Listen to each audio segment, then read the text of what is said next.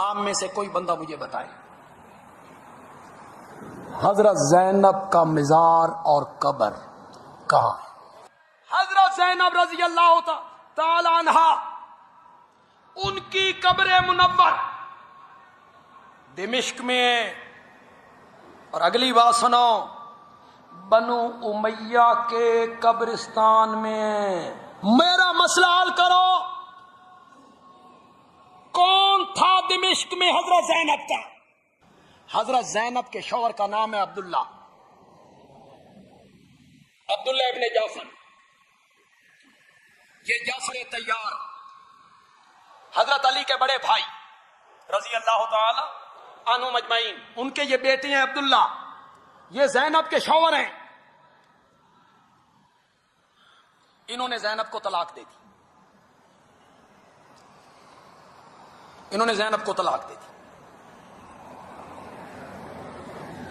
عبداللہ ابن جعفر کی ایک بیٹی جو زینب کے بطن سے نہیں دوسری بیوی کے بطن سے ہے، اس کا نام ہے ام محمد، وہ یزید کی بیوی ہے۔ اور کوئی سمجھ آ رہی ہے کہ کوئی نہیں کہ حیران ہو گئے ہو؟ میں نے تمہیں شراب تو نہیں پلا دی کہیں کہ مدہوش ہو گئے ہو؟ یہ حقائق ہیں، دنیا کا کوئی آدمی اس کا انکار کرے۔ عبداللہ ابن جعفر کی بیٹی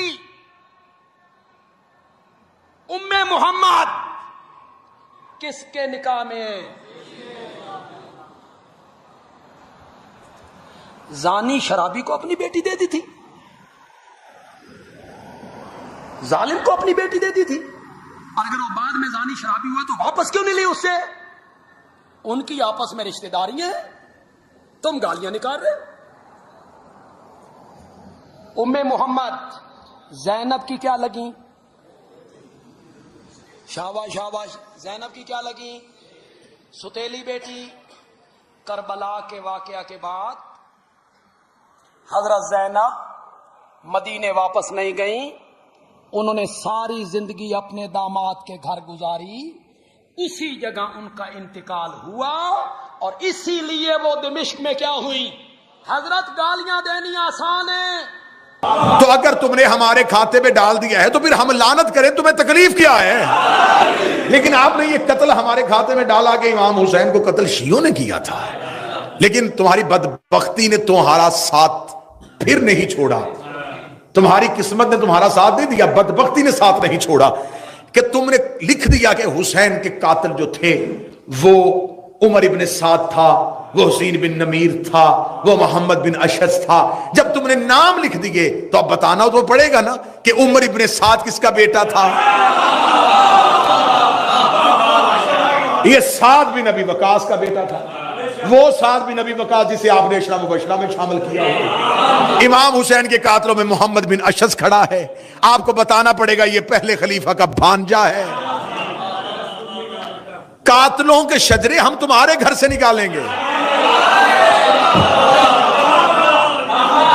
جس نے حکم دیا وہ معاویہ کا بیٹا، جو لشکر لے کے گیا، اور جس نے سب سے زیادہ ملعونیت کی تھی ابن زیاد ملعون نے۔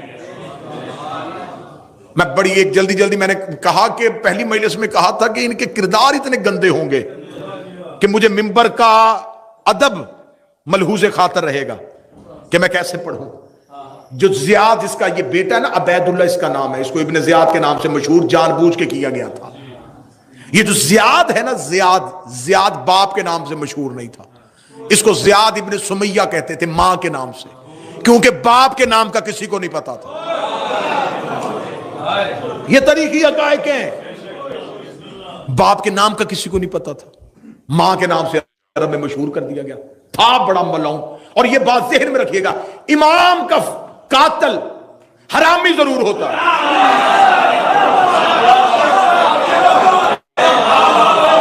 یہ بات طے ہے، معصوم کا قاتل حلالی نہیں ہو سکتا۔ یہ ماں کے نام سے مشہور تھا انتہائی بد فطرت، بد خصلت، بد کردار، بد مزاج۔ آخر حاکم شام کو کسی نے بتایا تھا کہ تو نے عمر بن عاص جیسے بندے اکٹھے کیے ہوئے ہیں، اگر تو زیاد کو بلا لینا تو تو وہ تیرا پورا ساتھ دے گا، لیکن وہ اپنی اکڑ میں تھا، وہ حاکم شام کو ماننے کے لیے تیار نہیں تھا۔ اس نے مغیرہ ابن شعبہ کو یہ سازش دے کے بھیجا، اس نے کہا تو زیاد کو تیار کر کے کسی طریقے سے میرے پاس لے کے آ۔ جب اس نے زیاد کو لے کے آیا کہ تجھے حاکم شام ملنا چاہتا ہے، اس نے اپنے دربار میں بڑی تقریب کا انعقاد کیا۔ لوگوں نے کہا آج کیوں؟ کہنے لگا آج میرا ایک بچھڑا ہوا بھائی مل گیا۔ جب یہ دربار میں پہنچا تو لوگوں نے کہا کہ تو حاکم شام کا بھائی ہے؟ اس نے کہا نہیں، میں تو اس کا بھائی نہیں۔ اس نے 4 لوگوں سے دربار میں گواہی لی کہ اس کا باپ میرا باپ ہے، اور یہ تاریخی حقائق ہے، میں نے آپ کے سامنے پہلے۔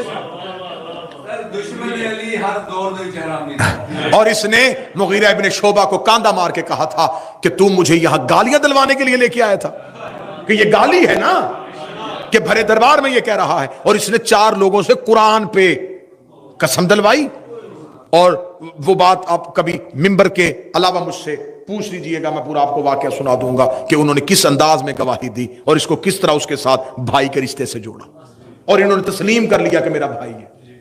تو قاتل حسین تو تمہارے بھائی تھے۔ جب حاکم شام مرنے والا تھا تو اس نے 4 لوگوں کو بلایا شام اپنے پاس، اس میں سعید بن آس کو بلایا، حسین بن نمیر کو بلایا، ضحاک ابن قیس کو بلایا۔ اس نے کہا کہ میں اپنے بعد اپنے بیٹے یزید کو حاکم بنانا چاہتا ہوں، کوئی رستہ اختیار کرو، کیونکہ یہ انتہائی بد کردار تھا۔ تو انہوں نے کہا کہ اس کی حکومت کو لوگ تسلیم نہیں کریں گے، ہم اگر جس طرح تیری حکومت ہم نے بزور پیسہ بزور درہم و دینار منوائی تھی نا، اگر ہم خزانوں کے منہ کھول بھی دیں تو 4 ایسے لوگ ہیں جن سے شدید خطرہ ہے۔ میں یہ تاریخ پڑھوں، اور میں نے پہلی مجلس میں کہا تھا کہ تاریخ کا مسلک نہیں ہوتا، تاریخ کسی فرقے سے نہیں ہوتی۔ انہوں نے کہا کون؟ انہوں نے کہا ایک حسین ابن علی، عبداللہ ابن عمر، عبد الرحمن بن ابی بکر اور عبداللہ ابن زبیر۔ کسی طریقے سے ان کو لالچ میں لو۔ یہ اپنی زندگی میں حاکم شام مکہ پہنچا حج کے دنوں میں، تو اس نے 4 افراد کے ساتھ علیحدہ علیحدہ ملاقات کی۔ اب جو تاریخ ابو الفدا، روضۃ الاحباب، یعنی کہ اہل سنت تواریخ سے میں پڑھ رہا ہوں، جو سب سے پہلی ملاقات اس نے کی وہ عمر کے بیٹے عبداللہ سے کی، عبداللہ ابن عمر سے۔ اس نے کہا کہ اگر میں اپنے بعد یزید کو خلیفہ بناؤں تو اسے کیسا دیکھتا ہے، تو اس کی خلافت کے بارے میں کیا خیال رکھتا ہے؟ ان کا آگے سے جواب یہ تھا، دیکھ مجھے تو حکومتوں کے ساتھ کوئی لینا دینا نہیں، میں گوشہ نشین آدمی ہوں، اگر سب نے تسلیم کیا تو میں بھی کر لوں۔ یہ ان کا جواب تھا، کیونکہ انہوں نے اس ایک اصول پہ خلافتیں بنتی دیکھی تھی۔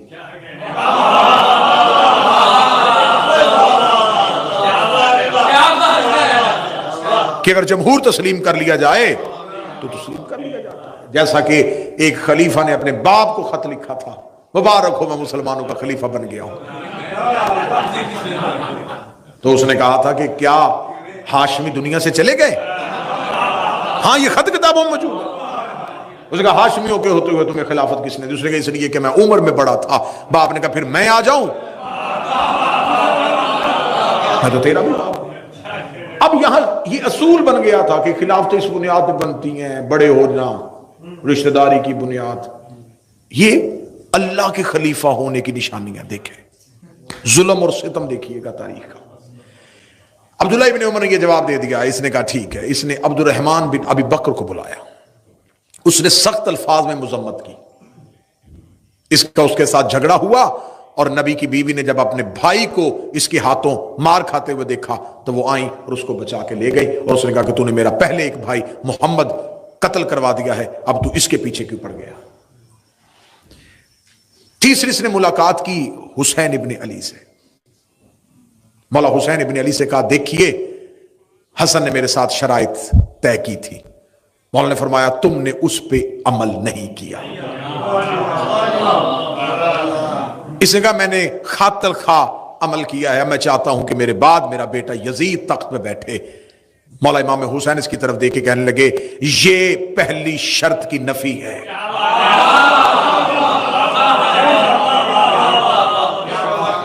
اللہ کی زمین پہ ہمارے ہوتے ہوئے کسی کو حاکم مسلط کرنا یہ کفر ہے.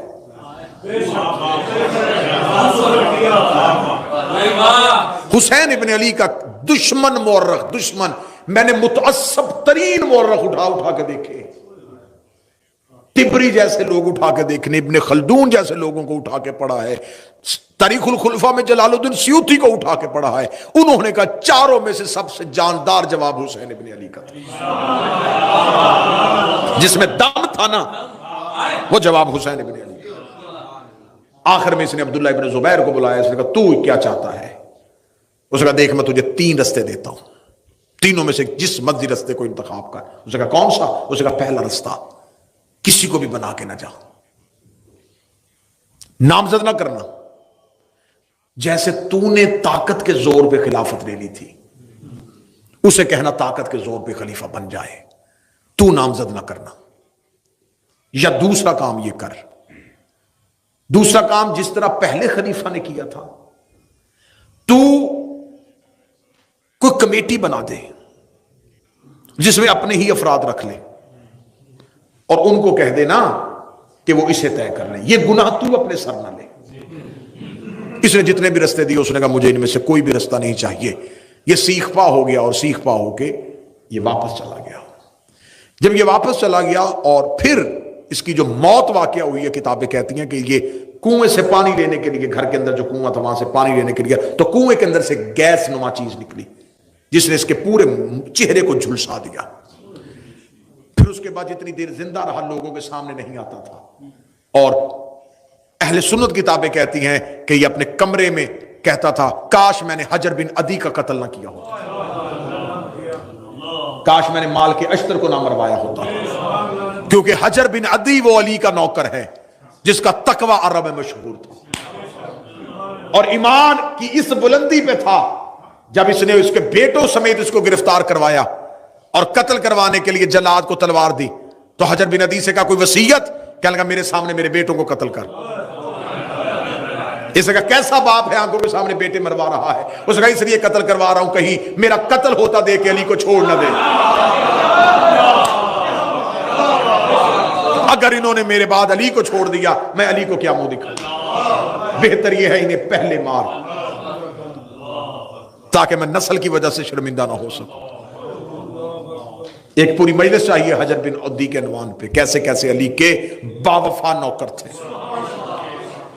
اور اس حجر بن عدی کے قتل کی وجہ سے کہ رسول کی بیوی بھی ملامت کرتی تھی اور بددعائیں دیتی تھی کہ تو نے حجر کو قتل نہ کیا ہوتا. اتنا پرہیزگار تھا کہ علی کا دشمن بھی اسے اچھا سمجھتا تھا. اس نے کہا میں حجر کا قتل نہ کیا ہوتا، کاش میں نے مال کے اشتر کو زہر نہ دلوایا ہوتا. جب مال کے اشتر مصر کے گورنر بننے کے لیے جا رہے تھے تو اس نے رستے میں اپنے ایک شخص کو خریدا تھا اور اسے مال کے اشتر کا میزبان بنا کے شہد میں زہر ملا کے مال کے اشتر کو دے دیا تھا. اب اس کی موت واقعہ ہو جاتی ہے. جب موت واقعہ ہو جاتی ہے تو باپ کے بنائے ہوئے منصوبے کے تحت، اور جب یہ مرتا ہے تو بیٹا اس وقت گھر میں نہیں ہوتا، یہ شکار پہ گیا ہوتا ہے. وہ جن لوگوں کو اس نے بلایا ہوا تھا نا، ضحاک بن قیس اور حسین بن نمیر اور سعید بن عاص، یہ جلدی جلدی لوگوں کو اعلان کر دیتے ہیں کہ حاکم شام مر گیا ہے اور وہ اپنی زندگی میں وصیت کر کے گیا تھا کہ میرے بعد میرے بیٹے یزید کی بیعت لے لینا، اور اس کے واپس آنے تک ہم اس کی بیعت لیتے ہیں. جب انہوں نے بیعت لینی شروع کر دی تو اب جہاں جہاں اس کے گورنر بیٹھے ہوئے تھے حاکم شام کے، ان کو ایک مراسلہ بھیج دیا گیا کہ جہاں جہاں بھی بیٹھے ہو یہیں پہ تعینات رہو اور لوگوں سے یزید کے ہاتھ میں بیعت لو. جب انہوں نے یزید کی بیعت کروانی شروع کر دی تو اب ایک مراسلہ مدینے پہنچا ہے اور مدینے کے گورنر ولید بن عقبہ ملعون کو کہا گیا ہے کہ تم حسین ابن علی سے بیعت لو.